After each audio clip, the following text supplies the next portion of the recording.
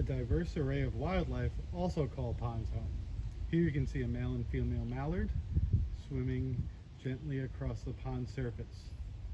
Besides waterfowl like ducks, wading birds such as great blue herons and egrets also call these ponds home.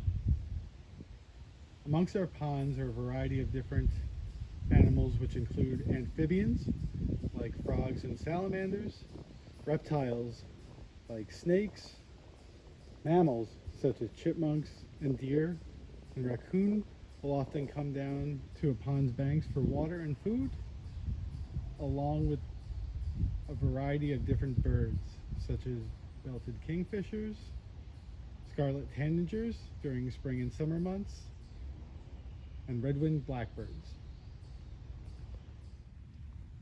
Amphibians are cold-blooded animals that spend their life either on land or in the water. Throughout an amphibian's life cycle, it usually starts in an egg, living in a pond or other wetland. During that time, it will go through a metamorphosis, turning into a tadpole, and as the tadpole develops, it will grow limbs, lose its tail, and eventually become a frog. There are 4 species of frog that live in this particular pond.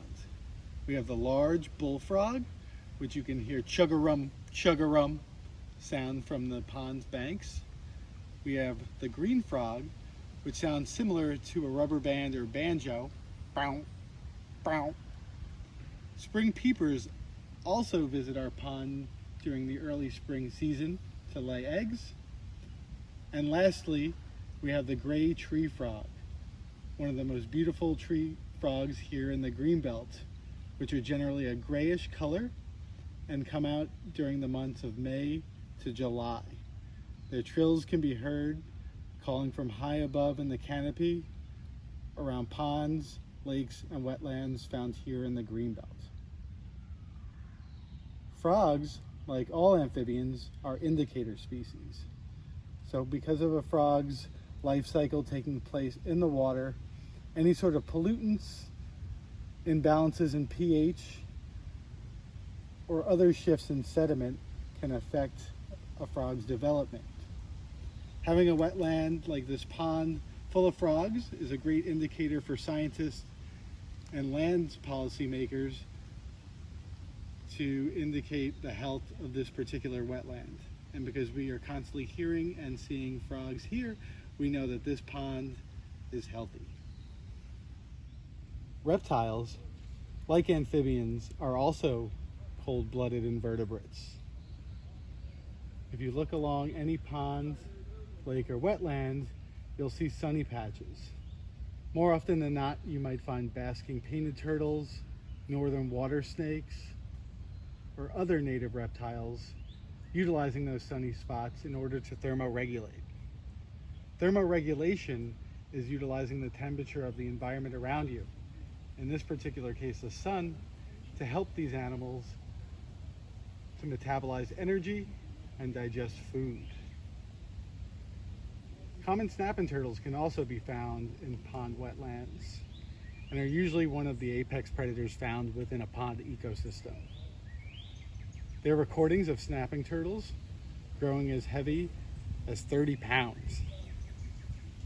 Northern water snakes, which also can be found in these ponds, are predators that feed on frogs, fish, and small waterfowl chicks.